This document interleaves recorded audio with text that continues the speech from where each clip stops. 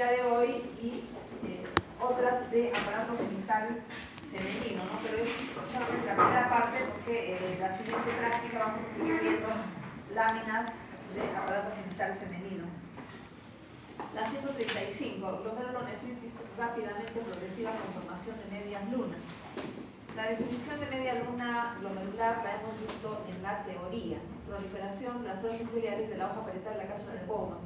El problema es que esta capa que prolifera comprime el glomérulo y ocupa el espacio urinario, ¿no? Ya hemos visto estímulos proliferativos, en qué circunstancias sucede la glomerulonefritis rápidamente progresiva. Tenemos acá una lámina en la que vamos a ver, por ejemplo, a este aumento se puede observar nefritis intersticial, ¿no? Porque observamos linfocitos entre los túbulos y entre los glomérulos. Fibrosis intersticial también. Y observemos este glomérulo. Entonces, en este glomérulo vamos a tratar de identificar, la media luna.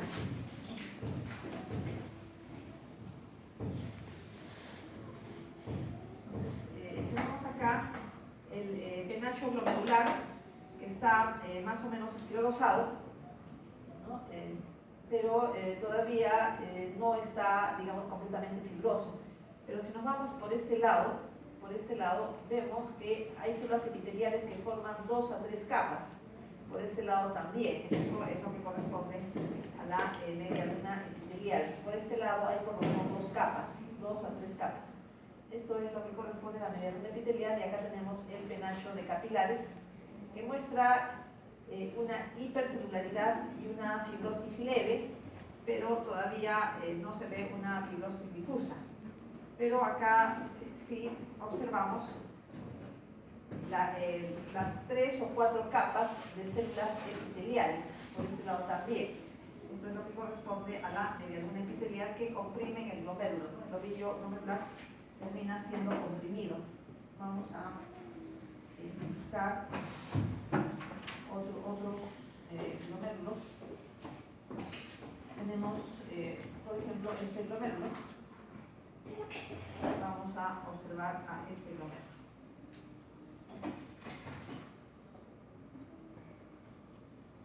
Bueno, acá, ¿qué es lo que observamos? Se ve pues el ovillo capilar, tiene matíes, eso se reconoce sin problemas, pero si nosotros nos vamos por este lado, vemos que hay una proliferación de células epiteliales, todas estas que forman la media luna, por este lado también, ¿no?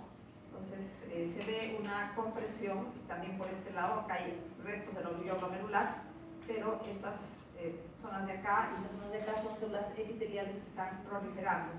Tenemos también por este lado.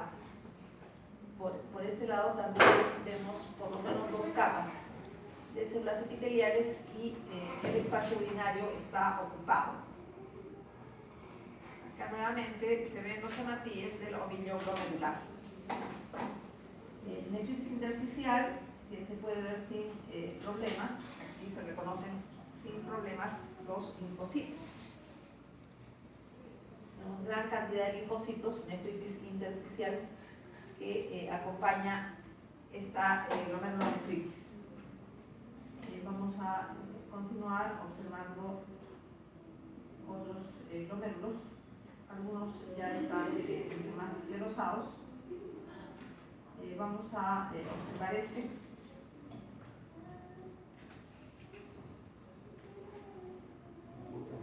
Bueno, este glomérulo en realidad no tiene medias lunas, ¿no? Salvo por este lado, ¿no? Por este lado sí se puede ver unas 2 o 3 capas solamente por esta zona, pero por toda esta parte de acá, aquí no se ve la media luna, ¿no? Sino solamente por esta zona, de 2 a 3 capas, y el espacio urinario está más o menos conservado. El penacho glomerular tiene algo de hipercelularidad y esclerosis, pero no medias lunas francas como se pueden ver en otros glomérulos. Acá vemos una media luna muy notoria en este glomérulo. Se puede ver los restos del ovillo por este lado, con los hematíes, pero la media luna está por acá. A menor aumento, de repente se puede ver mejor. Todo el glomérulo es esto, ¿no? Esto es el glomérulo. Pues acá se distingue el ovillo glomerular, pero en esta zona es donde se encuentra la media luna, ¿no? Acá solamente es hoja parietal de la cápsula de Bowman. Esto es más o menos lo que quería mostrarles para lo que es esta glomerulonefritis con formación de medias lunas. Vamos a continuar con glomerulonefritis crónica con cicatrización. Y vamos a observar cicatrices colagenosas. Y esta cicatrización es una consecuencia de procesos infecciosos a repetición en las vías urinarias. Se observa además fibrosis periglomerular y nefritis intersticial. Tenemos acá un parénquima renal que muestra nefritis intersticial. Aquí sí no hay ninguna dificultad en reconocer.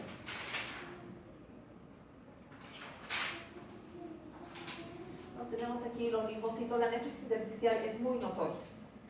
El infiltrado inflamatorio crónico de tipo linfocitario se nota muy bien. Vemos, por ejemplo, este glomérulo, definitivamente este no tiene la semiluna, ¿no? Aquí se ve sin problemas la hoja parietal de la cápsula de Bowman. Acá tenemos entonces la hoja parietal, el espacio urinario se ve libre, entonces aquí podríamos utilizar esta lámina para comparación con la anterior, ¿no? Porque el espacio urinario está normal. En cuanto al glomérulo propiamente, solo hipercelularidad, no hay una hipercelularidad leve, no hay otra alteración al microscopio óptico, pero la nefritis intersticial sí se ve sin problema, ¿no? Por este lado, gran cantidad de linfocitos, nefritis intersticial, fibrosis intersticial. Bueno, estos son ya los túbulos, ¿no? que son normales. En el riñón tenemos que identificar también cicatrices. Acá tenemos cicatrices colagenosas. Son zonas donde se ve fibrosis únicamente, ¿no? Cicatrices de colágeno que se ven de esta manera. Y vamos a buscar otras. Es parte de la pielonefritis crónica. Aquí tenemos también zonas de cicatrización. Se ven como acúmulos de colágeno. Entonces, lo que vamos a ver acá.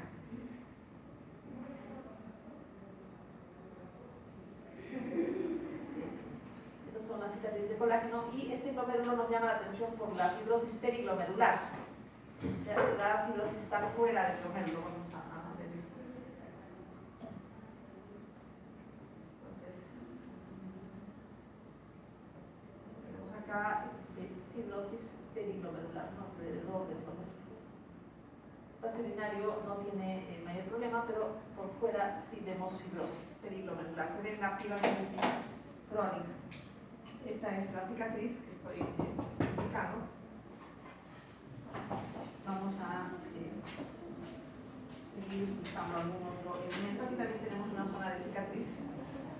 De acá, cicatriz de colágeno.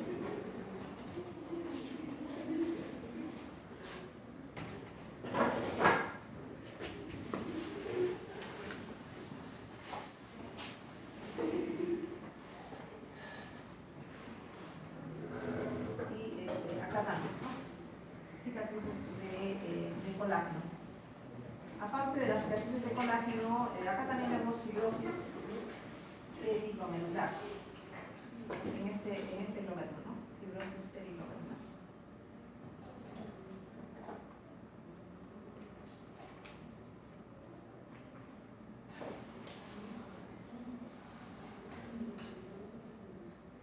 Acá igualmente vemos el espacio urinario conservado, glomérulo hipercelular y la fibrosis alrededor, ¿no? Por este lado, la inflamación crónica, fibrosis periglomerular. Esto es todo lo que tenemos para esta segunda lámina. Continuamos con adenocarcinoma de células renales, variedad células claras. Este es un tumor que tiene una serie de sinónimos, pero el nombre correcto es adenocarcinoma de células renales, variedad células claras. Los sinónimos son tumor de Gravitz, internefroma, carcinoma de células claras del riñón. Las células se ven claras por la cantidad de lípidos y glucógeno que tienen en el citoplasma, y eso va a dar lugar a un citoplasma de aspecto vacío. Los lípidos y el glucógeno desaparecen durante el procesamiento histológico y los citoplasmas quedan como si estuvieran vacíos. Tenemos aquí el corte del tumor. Creo que hay una señorita que quiere dar o está llamando a una de ustedes. Tenemos acá entonces las células con citoplasma claro. Los núcleos son más o menos centrales. Hay unos vasos alargados que son bastante típicos de este tumor.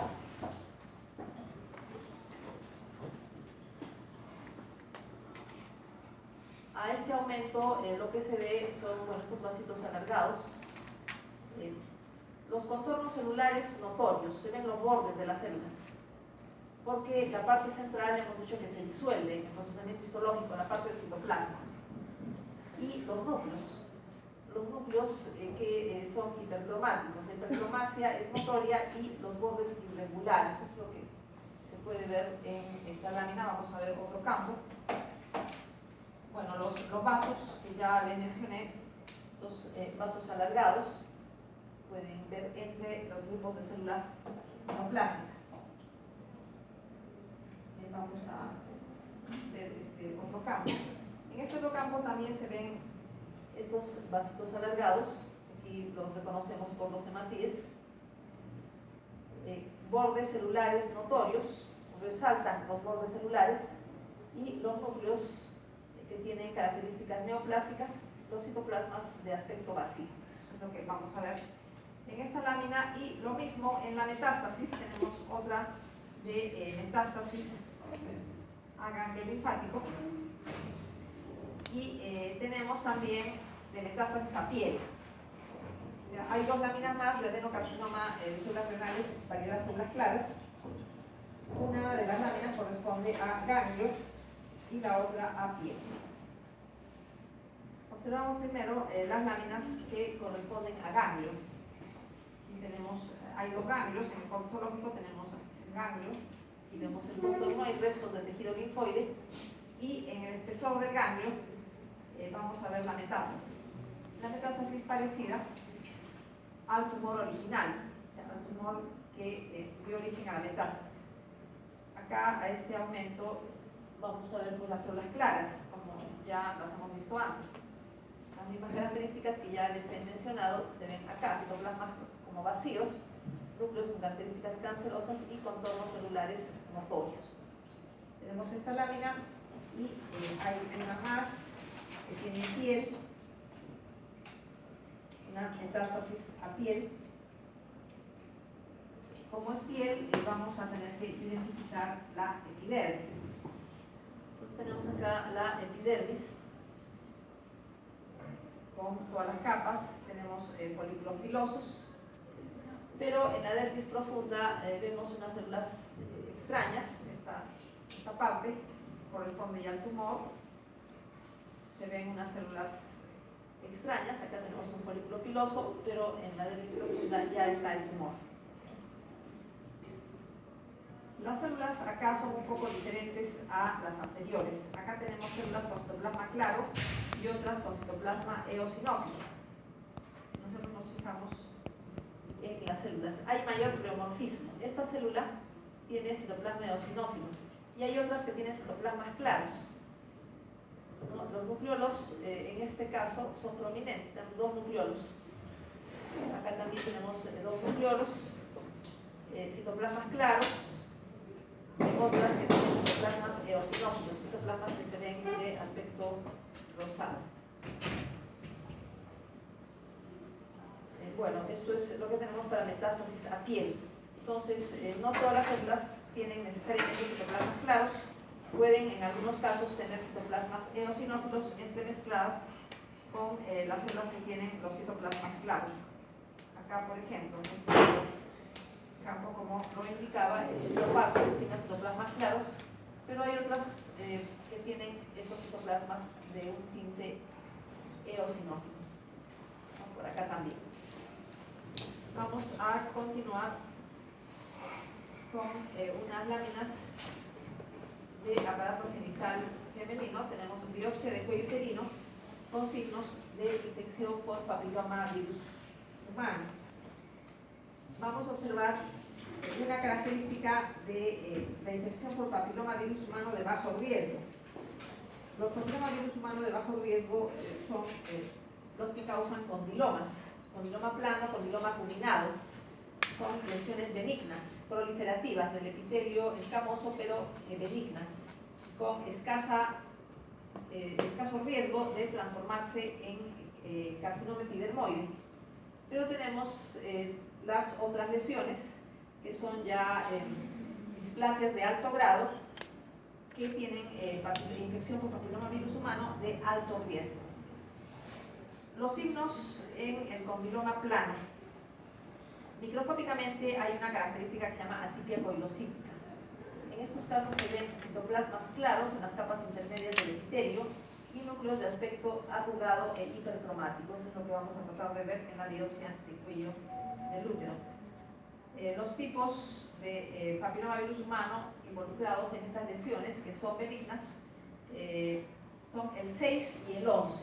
Tipo 6 y tipo 11 son los que con mayor frecuencia están involucrados en las lesiones benignas. Los que están con mayor frecuencia involucrados en el carcinoma epidermoide son 16, 18, 31, 33 y 35, como los más frecuentes. Hay muchos más dentro de lo que son los grupos de bajo riesgo y los grupos de alto riesgo, pero los que les menciono son los más frecuentes. Vamos a ver entonces la biopsia. Tenemos acá biopsia de cuello del útero, tenemos acá el epitelio, al cual tenemos que observar, y tenemos que ver las partes centrales, o sea, no los bordes ni la parte basal, sino las partes centrales. Ahí tenemos que buscar la atipia coilocítica. Entonces, vamos a ver, por ejemplo, podemos escoger esta zona y nos vamos hacia la parte media.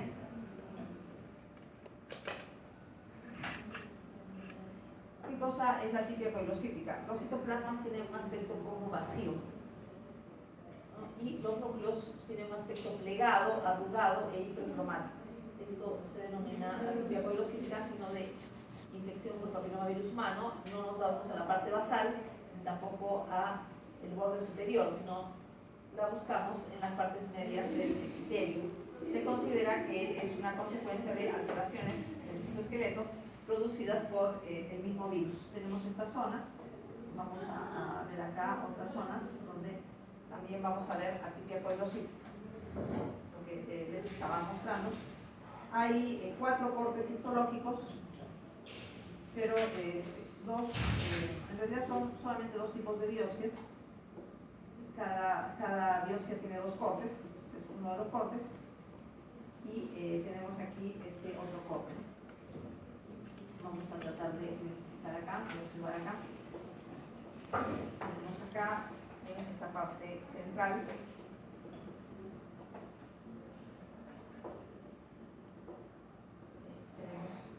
acá este vendría a ser el borde, la base, y el borde superior, y en la parte central observamos estos núcleos hipercromáticos de aspecto arrugado y los citoplasmas de aspecto vacío, atipia coilocítica, es el nombre de la alteración.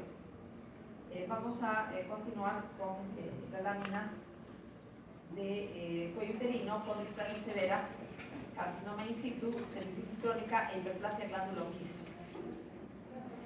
Vamos a revisar, aunque esto en realidad se va a ver en teoría, pero vamos a revisarlo acá en la práctica, la clasificación de las lesiones intraepiteliales del cuello uterino. Tenemos 3 categorías: displasia leve, displasia moderada y displasia severa. La displasia leve se denomina también NIC1. NIC significa neoplasia intraepitelial cervical, NIC, neoplasia intraepitelial cervical grado 1. También se le llama LIE de bajo grado, LIE significa lesión intraepitelial, ¿no? LIE, lesión intraepitelial, pero de bajo grado. O sea, son sinónimos los tres: displasia leve NIC1 o LIE de bajo grado, sinónimos. Tenemos también la displasia moderada, sinónimo NIC2, neoplasia intraepitelial cervical grado 2, o LIE de alto grado. Pero el LIE de alto grado tiene dos categorías. La displasia moderada y la displasia severa están dentro de lo que es LIE de alto grado. En cambio, displasia moderada se puede decir también NIC2, y displasia severa se dice también NIC3, ¿no? Neoplasia intraepitelial cervical grado 3. Pero el LIE de alto grado involucra dos categorías: displasia moderada y displasia severa. ¿Cuál es la importancia de esta graduación? Las displasias leves o las lesiones de bajo grado pueden regresionar, o sea, pueden desaparecer, y el epitelio del cuello uterino regresa a lo normal. En cambio, una displasia moderada y una displasia severa generalmente no regresiona, tiene que recibir un tratamiento de todas maneras. En el caso de displasia leve puede haber observación. Si tenemos una displasia leve persistente, o sea que se detecta en 2 o 3 ocasiones que se tome el Papa Nicolau con un intervalo de alrededor de 6 meses, entonces se tiene que proceder al tratamiento, ¿no? Que puede ser una colonización. La displasia moderada, la displasia severa, tiene que ir de frente al tratamiento. Son lesiones que ya no van a regresionar y están asociadas a virus de alto riesgo. Vamos a ver también lo que llamamos hiperplasia glanduloquística, que consiste en dilatación de glándulas endocervicales por acúmulo de material mucoide, por obstrucción de drenaje, por inflamación. Entonces, las glándulas endocervicales se dilatan.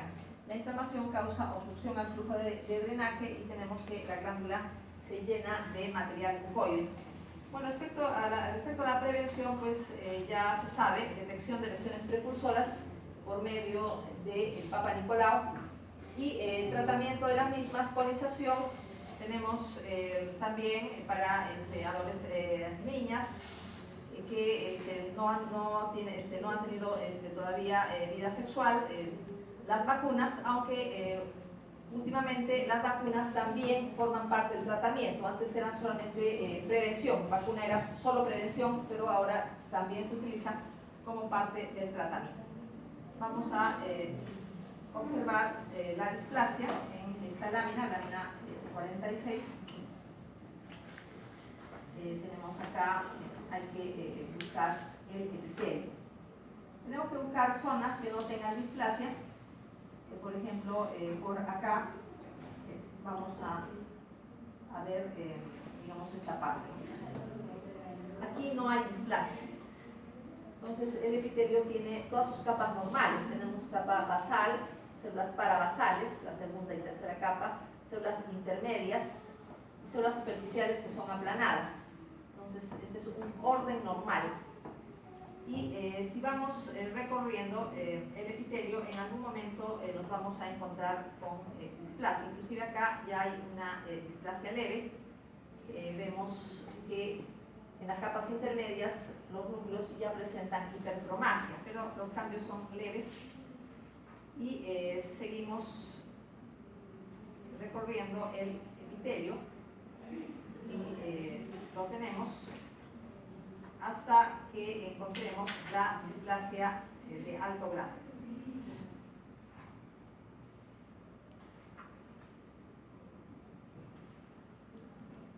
Acá ya vamos a encontrar células que tienen características de cáncer. Y las tenemos acá. Si observamos esta parte del epitelio, ya hay una displasia severa y carcinoma in situ. Se considera el mismo tipo de lesión: displasia severa, carcinoma in situ, porque por microscopía es difícil diferenciarlo. Se puede uno basar en las mitosis, pero si observamos los núcleos, todos tienen un aspecto atípico. Vemos que se pierde el orden del epitelio, ya no reconocemos capa basal, capas de células parabasales, capas de células superficiales, intermedias, todo es igual.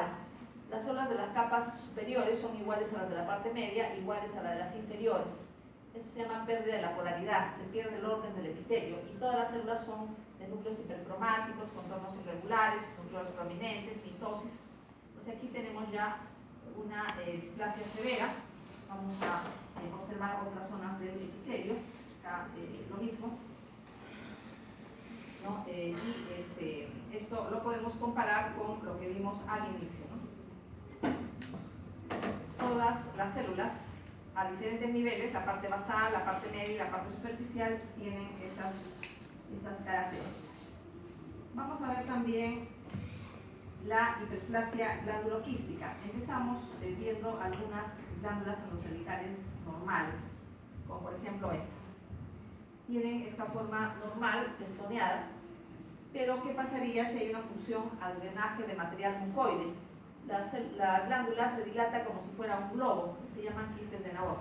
Y tenemos acá que las glándulas se van dilatando, lo que decimos hiperplasia glanduloquística, y se forman como unos globos llenos de material mucoide, les decimos quistes de Naboth. Tenemos estos acá también, y hay un poco de dilatación, material mucoide retenido, acá mucho más, ¿no? Y ya se ve evidentemente las glándulas endocervicales como si fueran unos globos llenos de moco, se llaman quistes de Naboth, y en conjunto le decimos hiperplasia glanduloquística. Y nuevamente vamos a buscar alguna normal, una glándula endocervical normal para comparar, y acá volvemos a las anteriores, ¿no? Es una glándula normal, pero estamos viendo estas que ya están dilatadas, ¿no? Quistes de Naboth. Vamos a continuar con otra lámina de cuello uterino que tiene displasia severa con extensión glandular, que significa que las glándulas endocervicales tienen las mismas células de displasia severa que están en el epitelio del exocérvix. La lesión sigue siendo intraepitelial porque no hay un carcinoma infiltrante. Todas las células displásicas están por encima de la membrana basal.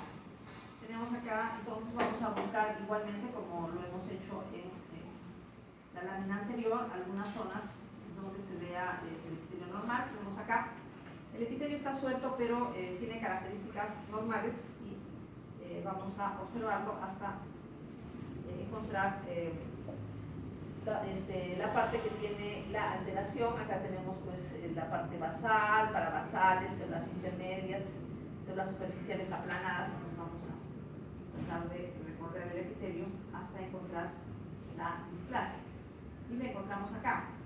Acá ya está displásico. Entonces fácilmente podemos comparar con lo anterior y vemos que en todo el espesor hay células hipercromáticas. Ya las células aplanadas, inclusive las de la parte superficial, también se ven hipercromáticas, con estos núcleos alterados. Hipercromáticos, pleomórficos, pueden tener núcleo prominente. Pues, todas estas células son displásicas, y la displasia está en todo el espesor del epitelio.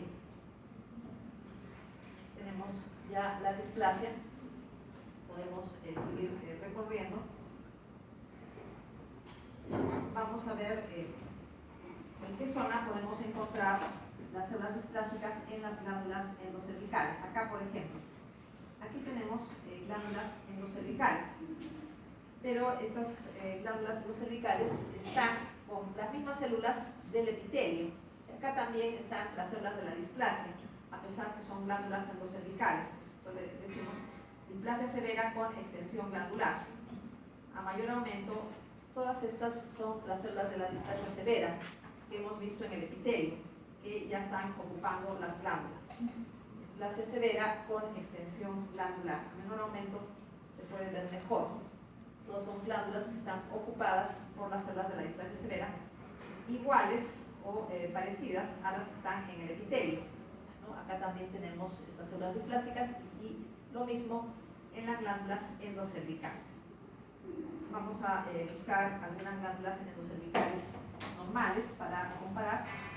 Tenemos acá, por ejemplo, estas glándulas son normales, ¿no? Tienen un epitelio mucinoso de una sola capa, que es lo normal, y acá es otra glándula con extensión de la displasia.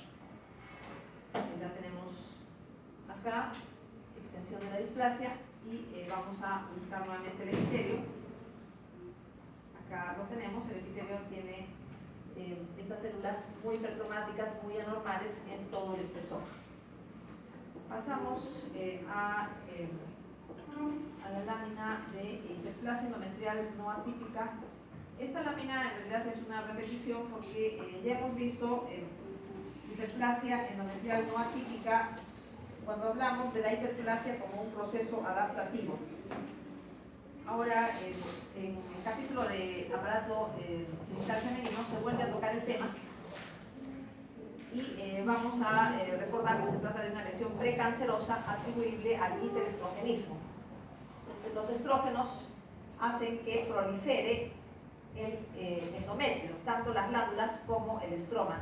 ¿En qué casos hay hiperestrogenismo, un exceso de estrógenos? Tenemos los ciclos anovulatorios, es una de las causas. Otra causa, tumores de ovario productores de estrógenos, típicamente tumor de células de la granulosa, un tumor del ovario, un tumor del estroma del ovario que se caracteriza por producir gran cantidad de estrógenos. Tenemos también el grupo de tumores de ovario que se llama tecoma, fibroma, fibrotecoma. Es un grupo de células del estroma del ovario que también son muy feminizantes, producen grandes cantidades de hormonas femeninas, que es lo que observamos en la lámina. Vamos a observar las glándulas dilatadas. El epitelio tiene 2 a 3 capas, hay un aspecto apiñado de las glándulas. Vamos a observar, por lo menos aquí hay 2 capas, ¿no? Núcleos a 2 o a veces a 3 niveles. Epitelio de tipo proliferativo, aquí vemos lo mismo. Este es un epitelio por lo menos de 2 capas o de 3 capas, ¿no? El epitelio de tipo proliferativo, las glándulas de aspecto apiñado, glándulas dilatadas, entonces decimos que se trata de una hiperplasia endometrial no atípica. Acá lo mismo que les estoy mencionando, ¿no? Vemos los epitelios, estos epitelios con 2 a 3 capas por la proliferación. Lo demás es el estroma endometrial. También prolifera por los estrógenos. La última lámina, cistadenoma seroso del ovario en el límite de la malignidad. También se le dice borderline.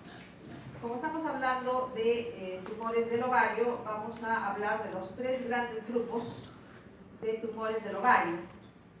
El primer grupo, tumores del epitelio de superficie. El segundo grupo, tumores del estroma del ovario. Y tercer grupo, tumores de células germinales. Los del estroma tienen producción hormonal. Puede ser estrógenos o también hormonas masculinas en algunos casos. Los tumores de las células germinales son los que derivan del ovocito o sus precursores, células germinales. Y los del epitelio de superficie son tumores que derivan de un epitelio cúbico que recubre el ovario. El que vamos a ver ahora, cistadenoma seroso, pertenece al grupo de tumores epiteliales. ¿Cómo se clasifican los tumores epiteliales? Según el componente del aparato genital femenino al cual se parezcan. Por ejemplo, si se parecen al epitelio de la trompa uterina, decimos que son serosos. Si se parecen al epitelio del endocervix, decimos que son mucinosos. Si el epitelio se parece al endometrio, decimos endometrioide. Si observamos células con citoplasmas vacíos, decimos de células claras, y a veces el epitelio de estos tumores epiteliales del ovario se parece al de las vías urinarias, entonces decimos tumores de células transicionales. Pueden ser sólidos o quísticos. Si son quísticos, decimos cistadenoma, ¿no? Cista quiere decir que es quístico, ¿no? Cistadenoma seroso, cistadenoma mucinoso, cistadenoma endometrioide, etc. Si tienen un gran componente fibroso, decimos adenofibromas. Son sólidos y tienen un componente fibroso, adenofibroma seroso.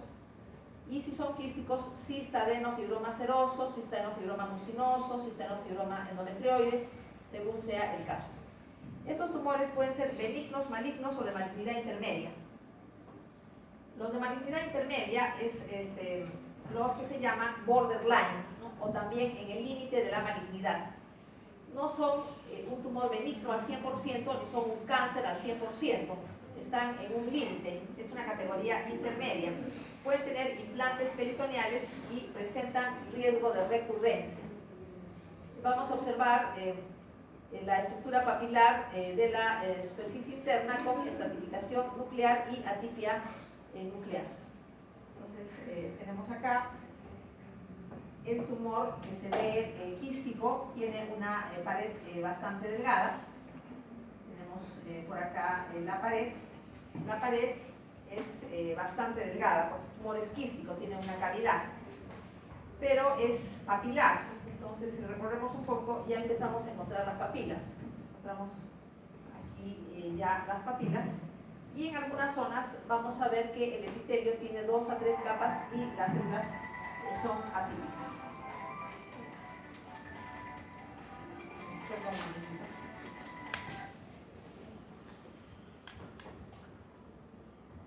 Tenemos entonces acá el epitelio, que tiene 2 a 3 capas y los núcleos son hipercromáticos. Vemos aquí epitelio 2 a 3 capas y los núcleos hipercromáticos, por eso decimos borderline en el límite de la malignidad.